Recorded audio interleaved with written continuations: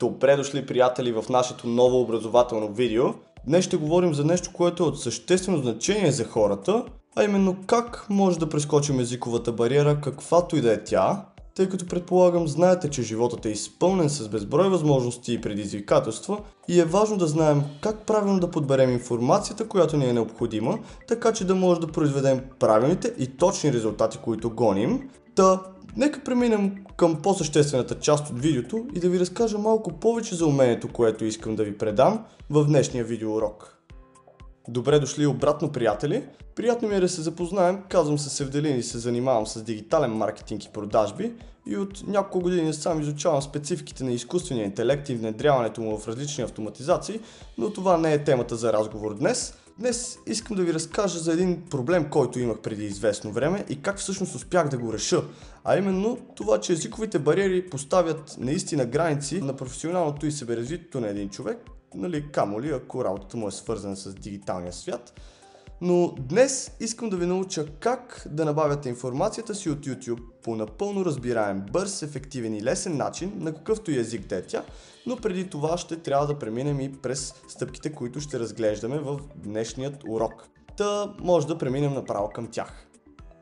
Така, приятели, ето ги стъпките, които ще разгледаме в днешния видеоурок. Както виждате, имаме 4 стъпки, от които първата е как да свалим определеното видео, как да изтеглим скрипта на определеното видео, как да преведем скрипта с помощта на ChatGPT и не на последно място, по важност естествено, как да поставим самите субтитри в видеото.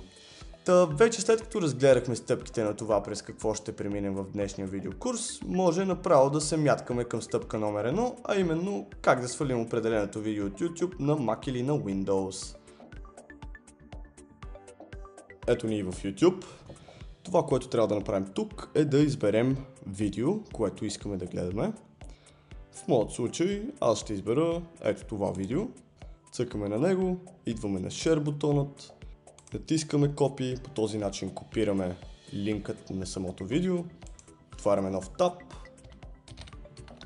пишем Save From, тъй като така се казва сайтът, от който инсталираме самите видеа.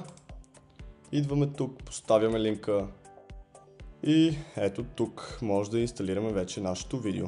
Натискаме Download и видеото е свалено. И след като свалим видеото, може да преминем към стъпка номер 2. Сега, за да осъществим стъпка номер 2, трябва да влезем в Google или Safari търсачката, без значение, и да напишем Descript, при което натискаме Descript Download, при което трябва да влезете в първия сайт и да инсталирате програмата.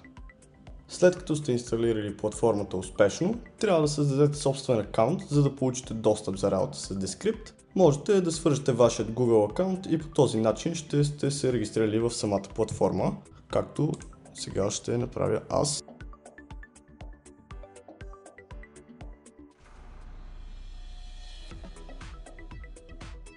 И така вече сме в самата платформа. След като сме готови с всички стъпки до тук, това, което трябва да направим е да влезем в самият софтуер, да натиснем ето това лилаво правоъгълниче тук с текст New и след това натискаме на Video Project. След като ни е заредил и този прозорец тук, идваме на Add File, при което трябва да намерим видеото, което инсталирахме от DB. Натискаме на видеото, цъкаме Open, след което трябва да ни зареди този прозорец, на който може да изберем броят на говорителите във видеото, може да кръстим определените говорители по собствен начин и също така може да изберем езикът, който искаме да ни изкара текста от самото видео, но тъй като няма нашият роден български език, това усложнява малко процеса, но то така или иначе самото превеждане пак става изключително бързо в рамките на 3 до 4 минути, след като веднъж вече сте минали процеса, така че не смятам, че това би било проблем. Затова натискаме Done, при което, когато видим, че скриптът е заредил в самия софтуер, считаме, че процесът е завършен и трябва да отидем тук горе в дясно на този Publish бутон и го цъкаме, след което отиваме на Export, на Subtitle, избираме SRT формат и отново експорт. След което трябва да запазим самият файл.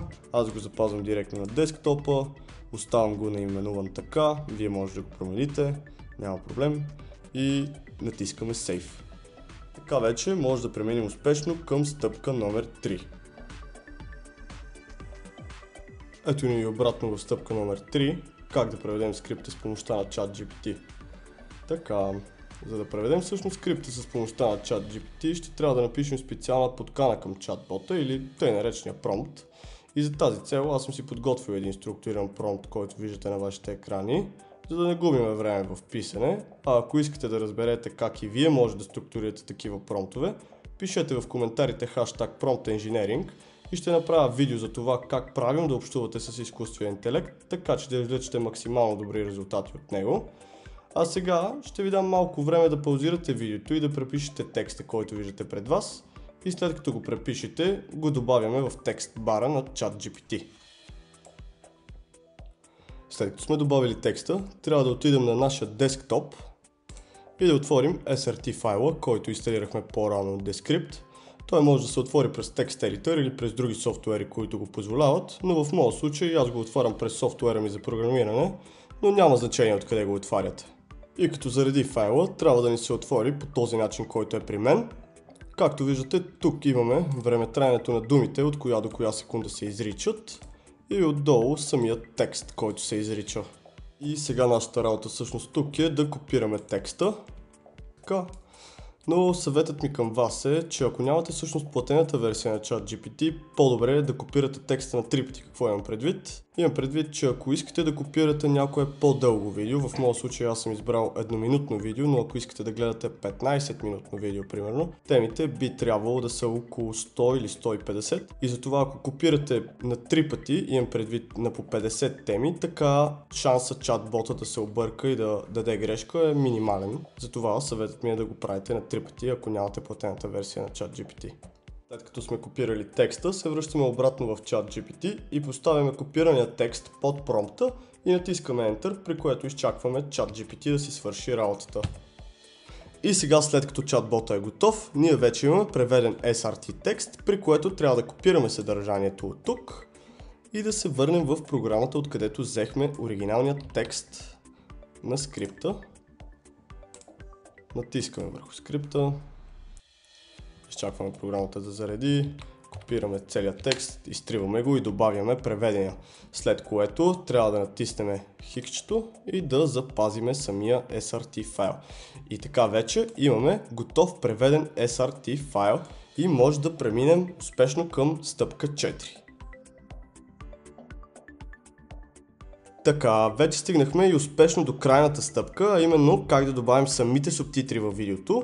И за целта ще ни трябва програма за видеообработка, независимо каква, независимо платена или не. Просто ще ни е необходима, за да може да свържем двата файла. Аз в моят случай използвам Filmora 9, при което трябва да активираме програмата и да изчакаме да зареди.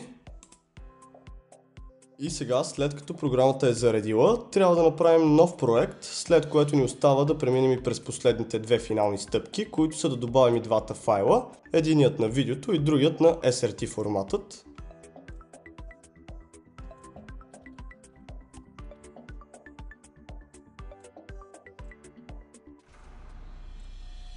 И вече след като сме добавили самите файлове, финалната стъпка, която ни остава да направим, е да ги поставим ето по този начин, едно под друго, като първо добавяме видеото, след което добавяме и самите субтитри.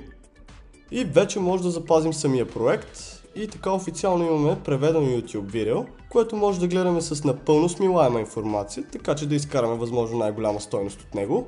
И както виждате, самите субтитри излизат така, както би трябвало да излизат. Така, приятели, с това приключва днешният ни видеоурок. Благодаря ви, че останахте с мен до края. Днес разгледахме ключовите стъпки за премахването на езиковите бариери при гледането на видеосъдържание в интернет. Също така споделихме как може да изтеглим и преведем субтитрите на любимите ни видеа, като използваме различни инструменти и техники. И ако това видео ви е било полезно и смятате, че информацията може да помогне и на други ваши приятели, моля споделете го и се абонирайте за канала, за да не пропускате бъдещи уроци. Не забравяйте и да оставите по един коментар с вашите впечатления и въпроси. С удоволствие ще продължим диалога в коментарите. До следващия път, останете любопитни и не спирайте да учите нови неща.